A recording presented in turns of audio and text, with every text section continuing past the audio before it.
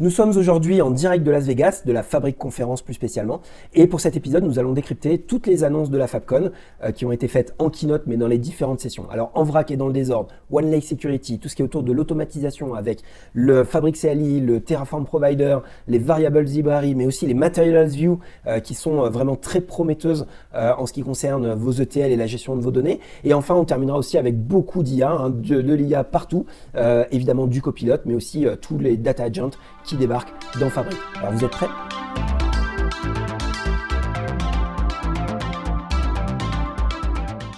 Alors aujourd'hui, on a beaucoup de news à couvrir. Vous le savez, la FabConf fait partie des 3 conférences où il y a énormément d'annonces et de nouveautés présentées par Microsoft sur le produit Fabric. Donc la FabConf, la Build en mai et l'Ignite au mois de novembre. Donc là, la FabConf, cette année, on a vraiment eu une avalanche de news pendant la keynote. Et évidemment, tout ça a été détaillé sur l'ensemble des sessions de la conférence. Et on va essayer de décrypter en 25 minutes quelques-unes de ces annonces. Alors je vais les prendre par ordre de préférence, en tout cas celles que je pense avoir un impact sur vos plateformes ou en tout cas vos implémentations de Fabric. La première, c'est la Variable Library. Alors la Variable Library qui est passée un petit peu totalement inaperçue. Il n'y a pas eu de preview qui est arrivé. Donc là, on démarre la public preview. L'idée, c'est tout simplement d'avoir un item Fabric. Donc on parle bien d'un objet qui va être dans Fabric, qui va donc être compatible avec Git, compatible avec les pipelines de déploiement, avec les API aussi, qui va pouvoir être managé par les API. Donc on a un objet qui s'appelle Variable Library, qui va tout simplement être une collection de variables qu'on peut avoir dans d'autres processus DevOps. Donc toute une collection de variables sur lesquelles on va avoir des sets de valeurs. Et les sets de valeurs, ça va être par exemple votre environnement de dev, de qualification, de prod, mais vous pouvez très bien avoir des sets de valeurs de test. Et vous allez tout simplement activer le bon set de valeurs dans l'environnement sur lequel on est. Alors, il y a quelques discussions pour savoir si c'est la bonne façon de gérer les variables d'environnement qu'on va avoir, donc notamment pour les sujets de déploiement. Mais c'est intéressant de se dire que Microsoft nous fournit enfin un item, un vrai item Fabric pour pouvoir gérer ça. Après, comment il s'utilise ? Tout simplement, vous allez dans votre pipeline, vous allez dans votre notebook et vous allez pouvoir accéder directement à cette variable library et récupérer la valeur qui va bien, la valeur active de l'environnement en cours. Donc ça, c'est un pas vraiment très important dans vous aider finalement dans l'automatisation et le déploiement. On va rester dans le même sujet, donc autre news. Alors là, il y a un peu un mot contre triple, c'est différentes news qui sont arrivées, mais qui vont nous aider justement dans la partie déploiement, en tout cas automatisation de Fabric. Donc ne pas l'utiliser comme une plateforme SaaS, mais comme une plateforme as a service, donc comme du PaaS.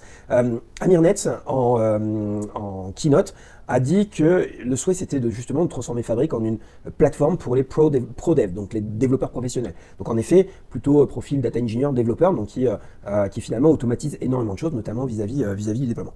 Première annonce, j'en ai déjà parlé ici, les services principal. Donc il y a un moment quand vous voulez automatiser des choses, vous avez des comptes de services qui vont devoir exécuter ça. Donc tout simplement vous appelez les API et vous faites ce que vous feriez si vous faisiez un déploiement manuel, si on parle du déploiement. Il y avait quelques trous dans la raquette, je l'ai déjà dit, notamment vis-à-vis de Git ou vis-à-vis des pipelines de déploiement. Microsoft comble justement ça avec une meilleure couverture des services principal. On parle aussi de Managed Identity. Il y a eu quelques annonces là-dessus, on verra si on a le temps de les traiter. Mais les services principal maintenant arrivent dedans. Alors, on nous a promis que cette annonce, personnellement, on m'a dit que la doc allait être mise à jour. Donc j'ai été voir la doc hier. C'était pas encore mis à jour, donc ça devrait arriver. Donc surveillez bien. Enfin, on va avoir quelque chose qui va nous permettre de boucher les trous et d'avoir des processus automatisés. Toujours dans le déploiement, et une autre façon de déployer ces éléments Fabric, c'est l'annonce de Terraform pour Fabric. Alors, il n'y a rien de nouveau là-dedans, on avait déjà quelque chose qui avait été divulgué sur GitHub, donc un projet traité par Microsoft, mais sur GitHub, donc ça veut dire un peu communautaire, un peu open source. Là finalement, quand tu as une conf comme la Fabric Conf, Microsoft nous dit le Terraform Provider de Fabric est GA, donc General Availability, ça veut dire vraiment que Microsoft croit en ce module-là et en tout cas le met à disposition des gens. J'ai eu la chance de discuter avec le PM de ce provider, vraiment très intéressant. Eux, c'est simple, dès que c'est disponible dans les API, ça sera disponible dans le provider Terraform. Donc ce qui est intéressant avec Terraform, si en tout cas vous faites des déploiements avec Terraform, on parle souvent de control plane, data plane, mais potentiellement vous pouvez provisionner tout un environnement. Donc je sais pas, ça peut aller des capacités bien évidemment, puisque derrière ça utilise justement ARM avec Azure, ou tout simplement de déployer un premier workspace, de préparer finalement les deployment pipelines, en tout cas de préparer le terrain pour un projet. Donc Terraform est plutôt pas mal là-dessus, puisqu'il nous permet finalement d'avoir un langage déclaratif. Donc le fait d'avoir un provider Terraform pour Fabric est vraiment pour moi une très bonne chose. Donc une autre façon de déployer, donc soit de provisionner vos environnements ou de déployer entre environnements en utilisant le provider Terraform. Troisième élément qui se rapporte avec ce côté Fabric for ProDev, donc, mais qui va être beaucoup sur l'automatisation.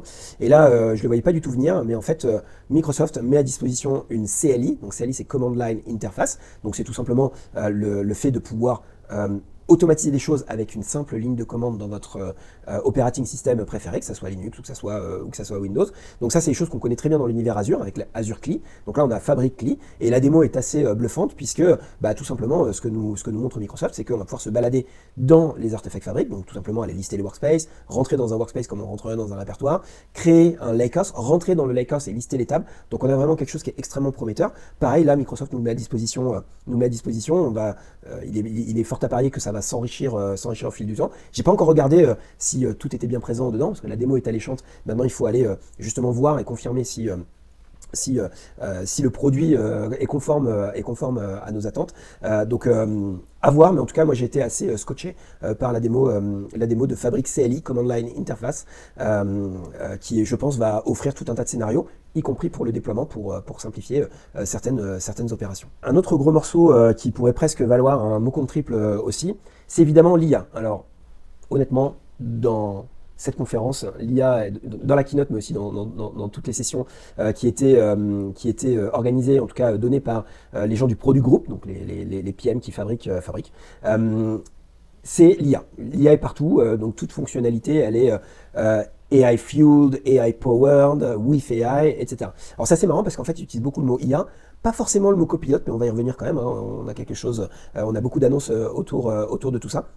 Donc c'est assez intéressant de voir que l'IA est partout. Mais bon, ça à la rigueur, on n'est pas étonné. On sait que c'est le virage que prend Microsoft et que tous ces investissements vont justement dans l'IA. Maintenant, voyons un peu comment ça va se matérialiser directement dans Fabric. La première des choses, bien évidemment, c'est qu'on a des copilotes partout. Warehouse, Lakehouse, Notebook, SQL Database, Power BI, Data Factory, Dataflow Gen 2. Tous les outils ont maintenant leur copilote qui marche plus ou moins bien. On a déjà parlé au Club Power BI ou au Club Fabric, donc qui marchent plus ou moins bien, mais qui en tout cas sont un vrai assistant qui vient nous aider à faire des choses. Honnêtement, alors, on peut être sceptique sur ça, mais si vous utilisez des outils comme ChatGPT ou Copilot M365 depuis quelques mois, voire quelques années maintenant, vous savez qu'en fait, c'est un gain de temps et un assistant qui vous aide finalement à éviter d'aller ouvrir la doc, de trouver la bonne page, d'avoir les éléments. Il vous propose des choses, c'est peut-être pas parfait, mais par le principe de la conversation, vous pouvez l'améliorer. Moi notamment, je sais que dans les notebooks, je trouve ça assez formidable. En fait, vous ne connaissez pas Python, vous ne connaissez pas forcément les librairies pour faire, je sais pas, du machine learning par exemple. En fait, avec un copilote, vous avez vraiment l'assistant qui vous aide à faire le code. On est d'accord, c'est pas forcément parfait. Si vous connaissez très bien le produit ou très bien le code, vous pouvez vous dire non, ça me fait pas gagner du temps parce que je suis obligé d'écrire ce que je veux alors que je pourrais tout simplement le coder. Mais pensez extrêmement large, c'est extrêmement intéressant d'avoir ces outils parce que ça permet à tout à chacun de produire du code ou en tout cas d'arriver très rapidement à ça. Je passe l'idée de savoir si le code doit partir en prod, s'il doit être vérifié, etc. Ça, je vous laisse vous organiser avec ça. Mais en tout cas, il est vrai que ces outils nous aident finalement à gagner en productivité quand on est développeur sur la plateforme. Et honnêtement, entre les premières démos, les premiers tests que j'avais pu faire quand ces fonctionnalités sont sorties et maintenant, on voit énormément de différences. D'ailleurs, sur les notebooks, on peut noter le changement, donc ce qui a été présenté par Justinia, la PM de tout ce qui est autour de Spark et du data engineering. Finalement, on voit bien qu'ils ont revu l'ergonomie. Alors notamment, il y avait sa grosse annonce, vous savez qu'il fallait installer des librairies, ça prenait 10 minutes, ensuite vous avez votre session qui faisait un time-out, il fallait les relancer et reperdre 10 minutes pour pouvoir faire ça. Là, c'est directement built-in dans les notebooks et l'expérience a été améliorée pour justement pouvoir avoir cet aspect conversationnel et pouvoir changer. Donc on voit vraiment que l'outil est présent et on voit, rappelez-vous, à la toute première présentation de Fabric, Microsoft disait que c'était pas une IA qui était mise par-dessus, mais c'était bien une IA qui était à l'intérieur du produit. Donc là, on voit bien que toutes les interfaces sont améliorées, en tout cas augmentées grâce à l'IA.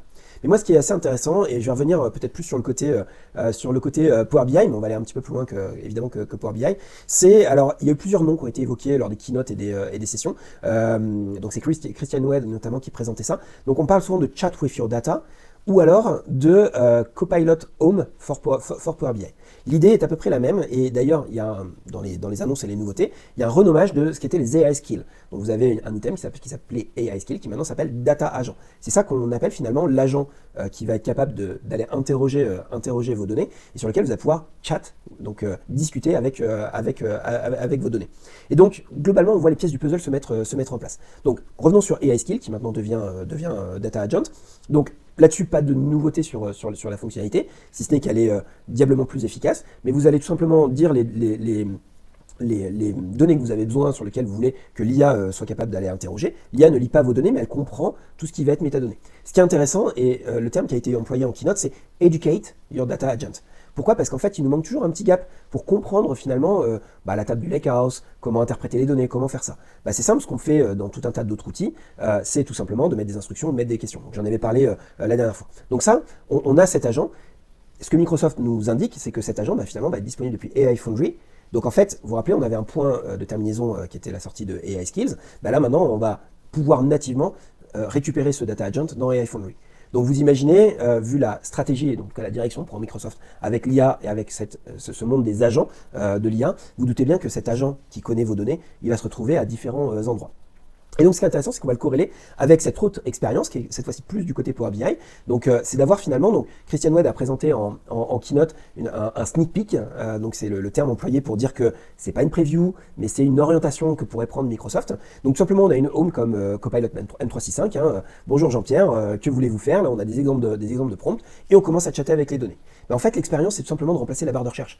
Plutôt que de rechercher, d'avoir le nom ou des éléments de description de mon rapport ou de mon asset, ça peut être un modèle sémantique ou autre chose, tout simplement, je vais discuter et dire, tiens, j'aimerais bien avoir les tendances de tel produit sur les 3 derniers mois dans telle région du globe. En fait, la première chose qui va être faite, et ça c'est super intéressant, c'est qu'avant d'aller chatter avec les données, l'idée, c'est de vous récupérer les rapports et les modèles sémantiques qui parlent de ces données. Donc, on a une première étape où finalement, on nous sort quelques rapports candidats et on me dit, voilà, moi j'ai trouvé ces 3 rapports qui font ça. Bien sûr, on a toutes les métadonnées qui vont bien, donc merci OneLake Catalog, donc on sait quand est-ce que ça a été rafraîchi, qui a créé ce modèle sémantique, on a quelques informations, on peut même... on imagine qu'on aura des boutons pour voir un petit peu plus les tables, etc. Et donc, on choisit ensuite son modèle. Donc, la démo que fait Christian Wade, il dit, je choisis le premier. Et là, en fait, la question que j'ai posée sur mes données est interrogé sur le modèle sémantique en dessous. Donc on imagine le data agent qui a été créé sur ce modèle sémantique. Et là, globalement, en fait, il va tout simplement aller chercher et nous créer le visuel. Donc vous savez, il y a un item dans Fabric qui s'appelle Exploration. Donc c'est d'ailleurs un item Power BI qui nous permet d'avoir une sorte de tableau croisé dynamique sur un modèle sémantique. Tout simplement, il va nous le sortir, il va nous proposer ces éléments-là. Et ensuite, je vais pouvoir chatter avec les données pour, en fait, quand il y a de l'ambiguïté, il va me poser une question, je vais pouvoir lui répondre et faire ça. Donc ça, c'est extrêmement intéressant. Sur le fond, il n'y a rien de nouveau. On est sur des choses qui existaient déjà et qu'on a déjà présentées, que ce soit au Club Power BI ou au Club Fabric. Mais on voit les pièces du puzzle s'imbriquer les unes avec les autres pour au final avoir cette notion d'agent sur les données que vous allez éduquer avec les fameuses instructions, les fameuses questions-réponses, questions d'exemple, mais a été aussi présenté les Verified Answers. Donc vous allez aussi pouvoir, dans le modèle sémantique, mettre aussi des questions, des exemples de questions directement dans le modèle sémantique.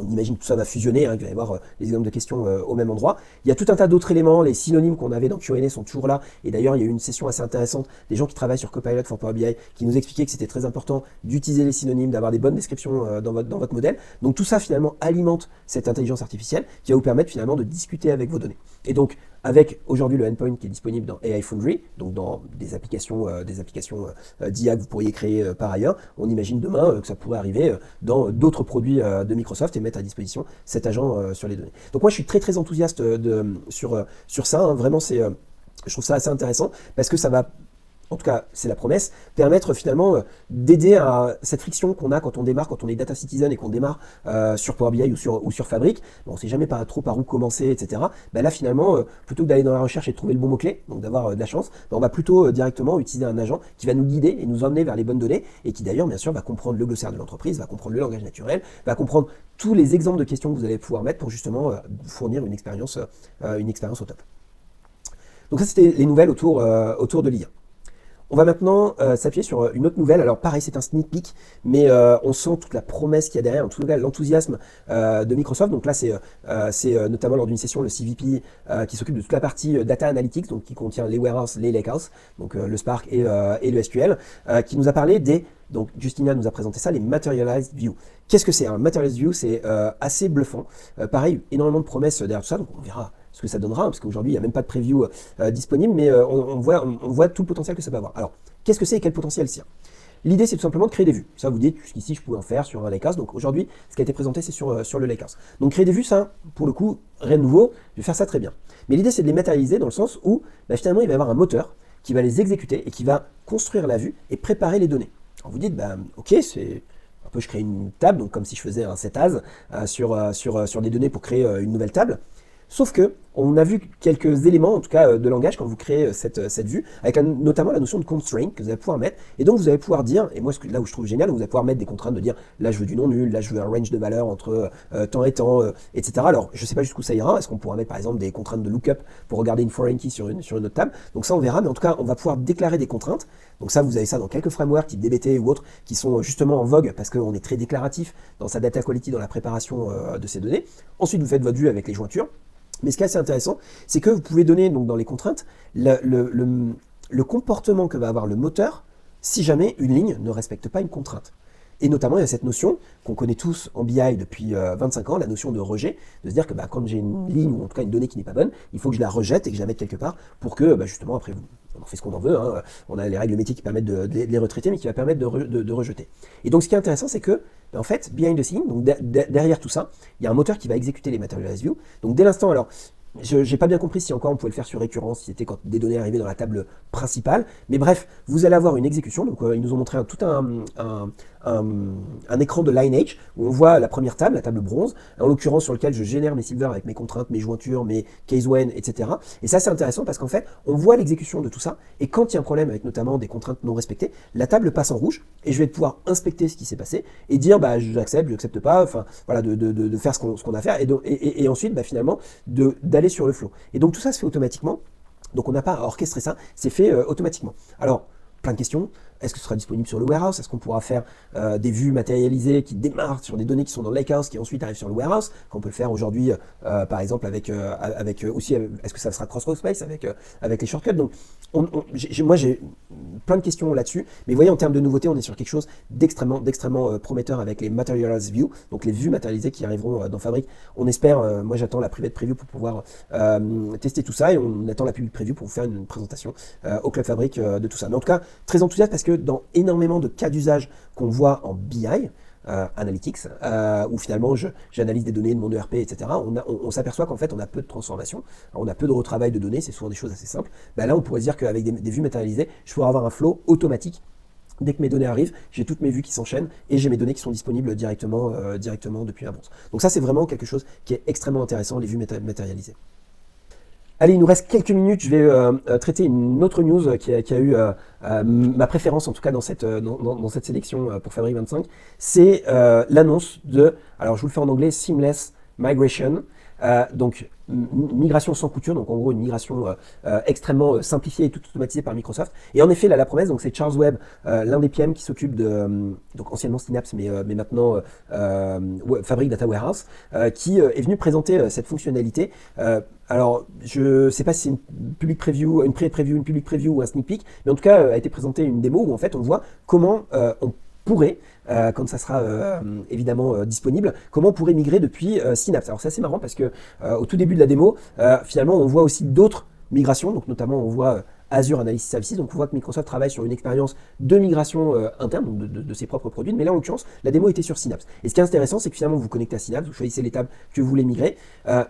Il y a une analyse qui est faite, parce qu'on sait très bien, le problème de la migration, c'est pas juste de déplacer les choses d'un outil à un autre, c'est évidemment de faire de la remédiation de code quand on a des choses qui ne sont plus compatibles ou qui ont un petit peu changé dans les éléments. Et là où c'était assez bluffant, c'est que finalement, l'outil vous dit, j'ai détecté, donc là en l'occurrence, je crois que c'était quelque chose comme 80 ou 800, enfin j'ai plus le chiffre, mais en tout cas, on avait énormément de code SQL qui était dans notre Azure Synapse, et en fait, il identifie 8 points qui ne fonctionneraient pas dans Fabric Data Warehouse, et il nous propose de les corriger. Et là où on voit que l'IA est partout chez Microsoft, c'est que finalement, en fait, dans la démo, Charles demande à Copilot de l'aider à corriger. Donc, il y a une proposition de code corrigé avec avant-après. Donc, comme quand vous faites une pull request et que vous comparez, vous mergez du code et que vous comparez ce qu'il y a avant et ce qu'il y a après. Donc, vous pouvez accepter cette modification. Le moteur de validation recheck. Et quand il n'y a plus de validation, vous appuyez sur le bouton. Et en fait, là, va se passer la migration automatiquement. Alors, d'ailleurs, c'était marrant ce qu'il y avait, vous proposé pour For Complex Migration de le faire manuellement, mais sinon, vous avez un mode automatique qui va justement, copier les objets et donc copier le code, mais aussi copier les données depuis Azure Synapse directement dedans. Alors j'imagine qu'il y a plein de notions de sécurité si jamais votre Synapse est derrière un private endpoint ou des choses comme ça, mais c'est assez intéressant de voir que Microsoft n'a pas juste, donc aujourd'hui il y avait juste des guidelines, donc on pouvait aller voir finalement des conseils pour justement migrer depuis Synapse. Là Microsoft nous met donc ce fameux seamless migration, donc nous met un outil pour migrer automatiquement depuis Synapse. Donc on voit vraiment que Fabric est vraiment la destination que pousse Microsoft, et on voit bien que le Data Warehouse et aussi la partie Lakehouse avec Spark est censé couvrir ce que fait aujourd'hui Synapse. Donc je pense que ça va être assez intéressant de voir dans les 2 ans qui viennent, de voir justement en fait si cette migration est si seamless que ça, et si automatique que ça, et donc de voir justement le comportement des clients de Microsoft qui vont basculer vers Fabric pour avoir évidemment bénéficier de toute l'ingénierie et les nouveautés et l'innovation qu'on va trouver dans un produit comme Fabric. Allez, il nous reste 2 minutes pour faire quelques news quick and dirty. Copilot, vous vous rappelez, ça utilise des CU, vous pouviez mettre ça dans une capacité dédiée, il fallait quand même une F64, une annonce, plus aucune limite, il vous faut simplement une F2 pour pouvoir faire du Copilot, donc ça c'est top, parce que pour les démos ça va être vraiment, ou pour tout simplement tester le produit, ça va être parfait. Autre news que j'ai bien aimé, c'est OneLay Security. J'aurais pu la mettre dans mon top 5, on en parle depuis le début de Fabric, d'avoir cette promesse d'avoir la sécurité à un seul endroit. Donc l'idée c'est simple, c'est que je vais tout simplement dans mes données qui sont dans OneLake, donc là en l'occurrence on l'a montré sur des Delta Tables et donc sur les folders qui vont bien, mais je vous rappelle qu'un warehouse c'est des tables parquées derrière, et l'idée c'est de pouvoir mettre une sécurité row level security, column level security, object level security, donc de pouvoir dire qui a accès à telle table, telle colonne, telle ligne, et la promesse de OneLake Security, c'est que l'ensemble des moteurs qui s'appuient sur OneLake vont hériter de ça. Donc évidemment, il y a plein de questions. Quand on est dans Power BI en mode import, comment on fait pour hériter de cette sécurité? Mais en tout cas, ça y est, ça arrive. On a la public preview qui va arriver de OneLake Security pour justement essayer d'avoir un point unique de gestion de la sécurité dans Fabric, donc en l'occurrence OneLake, puisque toutes les données des éléments Fabric sont dans OneLake. Autre news, Azure Key Vault, donc vous le savez, si vous êtes développé et que vous voulez respecter les bonnes pratiques, finalement vous êtes obligé d'avoir un Azure Key Vault qui va stocker vos différents secrets, principalement les secrets qui permettent de se connecter à vos sources de données. Il n'y avait pas de support d'Azure Key Vault, alors avec des notebooks on avait les moyens d'aller récupérer, ou avec la librairie SemPy. Là globalement c'est simple, l'idée c'est qu'Azure Key Vault arrive un peu plus nativement directement dans Fabric. La démo qui a été faite c'est justement pour gérer les connexions, les secrets de connexion, donc c'était vraiment dans la page qui permet de gérer vos gateways et les connexions, mais on imagine que Azure Key Vault est en train d'être intégré et apporté vraiment dans l'ensemble de Fabric. Donc on espère le retrouver dans les notebooks, dans les pipelines, dans les Dataflow Gen 2, tous les endroits où on a besoin de stocker un secret. Autre news très rapide, dans le Real-Time Intelligence, on va avoir un composant SQL. Alors, tous les nostalgiques de Stream Insight à l'époque de SQL Server ou de Stream Analytics dans Azure, en fait, vont être contents parce qu'en fait, ça nous permet finalement de modéliser la transformation qu'on va avoir sur nos event streams d'entrée. Donc, on va avoir un composant qui va nous permettre de faire cette transformation avec le langage SQL. Donc, pas forcément besoin de passer derrière dans votre Eventer sur des requêtes KQL. Donc, ça arrive directement dans Real-Time Intelligence. Je ne sais pas quand arrive la public preview, mais en tout cas, ça a été annoncé directement en keynote de pouvoir faire ça. Autre news que j'ai bien aimé, c'est dans le moteur Spark.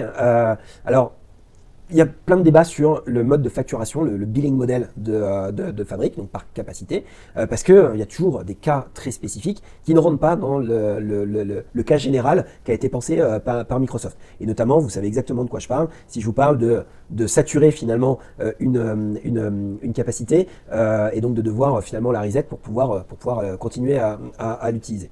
Donc là, en fait, pour certains cas d'usage, on sait qu'on va exploser la capacité, donc j'ai pas envie finalement d'accumuler de la dette qui va m'embêter par la suite sur mes éléments. Donc il y a différentes fonctionnalités qui avaient été annoncées, le Search Protection par exemple, et là il y en a une très très intéressante spécifique à Spark qui a été annoncée, qui s'appelle l'Autoscale pour Spark. Alors moi je trouve qu'il n'a pas, et c'est partagé par quelques confrères, je trouve qu'il n'a pas le bon nom. L'idée c'est tout simplement de dire, en fait pour ce job en particulier, en gros pour ce cluster Spark en particulier, finalement fais-moi du pay as you go. C'est-à-dire que dès l'instant où tu vas commencer à burster, ben en fait, passe en pay as you go et je veux payer exactement ce qui a été utilisé pour la requête. Donc ça, c'est quelque chose qui avait été demandé, alors de façon plus large dans le système de capacity unit et donc le modèle de facturation de Fabric. Mais là, on l'a pour le Spark parce qu'on sait que ça peut être très time consuming. Hein, si vous avez un entraînement de modèle ou une transformation assez complexe que vous faites avec du Spark, ben en fait, là, vous savez, donc c'est déterministe, vous savez que là-dessus, vous allez dépasser. Donc là, vous avez envie de passer un modèle très connu, hein, le Pay as you go, que vous connaissez chez quelques compétiteurs, mais aussi que vous aviez avec un Azure Data Factory ou d'autres produits sur Azure et chez Microsoft. Bah, l'idée, c'est vraiment de se dire, bah, en fait, comme je sais que je vais dépasser, j'ai envie d'avoir cette auto-scale pour le Spark. Et là, bah, typiquement, vous allez payer vraiment pour ce que vous utilisez sur cette transformation. Donc ça, je trouve ça très intéressant. Pareil, là, je vous annonce la news, on essaiera de faire un update sur justement les méthodes de facturation. Et voilà, j'espère que ces 25 minutes vous ont été profitables. Il y a évidemment énormément d'annonces qui ont été faites à la keynote et dans les sessions ici à cette Fabric conférence à Las Vegas. Mais je vous en ai proposé quelques-unes qui me semblent assez intéressantes. J'espère que vous avez apprécié. N'hésitez pas à poser des questions dans les commentaires. N'hésitez surtout pas à vous abonner sur nos différents canaux, puisque évidemment tous ces sujets seront traités par la suite lors du Club Fabric. Je vous remercie et je vous dis à très bientôt. Ciao, ciao.